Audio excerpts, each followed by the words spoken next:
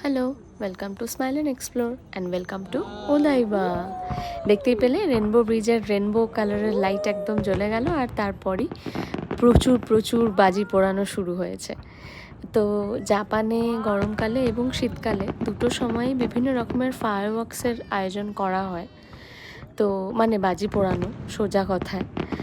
আমাদের ওখানে যেমন আমাদের দেশে আমরা যেমন কালী পুজো, দিওয়ালি, আমাদের কোনো স্পেশাল দিনে, ভালো দিনে বাজি পোড়াই এবং বাজি পুড়িয়েই আনন্দটা সেলিব্রেট করি। তো এখানে সেরকম পুজো বা উৎসব তো অত কিছু ওদের নেই, বাট ওরা নিজে থেকেই এই বাজি পোড়ানোর যে ব্যাপারটা সেটা ওরা অ্যারেঞ্জ করে। তো এই ওদাইবা ফায়ারওয়ার্কসটা ভীষণ ফেমাস। ওদাইবা এমনিও খুব জনপ্রিয় একটা জায়গা টোকিওর। প্রত্যেক বছর ডিসেম্বর মাসে এই ফায়ারওয়ার্কসটা হয়, প্রত্যেক শনিবার। এটা আগের বছরের ভিডিও, আমরা আগের বার গেছিলাম 2024 সালের ডিসেম্বর মাসে। তো আমরা জাস্ট স্পেল বাউন্ড হয়ে দেখছিলাম, এত অপূর্ব লাগছিল দেখতে।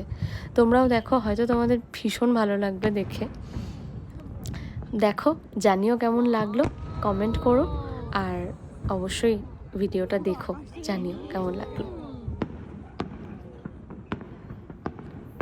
দেশে সচরাচর আমরা নিজেরা বাজি কিনে পোড়াই, বাট এখানে এই এক টানা মানে কন্টিনিউয়াসলি এতক্ষণ ধরে পর পর পর পর পর পর যে বাজিগুলো ফুটছিল, আর প্রত্যেকটা ডিফারেন্ট ডিফারেন্ট টাইপের, অদ্ভুত সুন্দর লাগছিল, অদ্ভুত সুন্দর।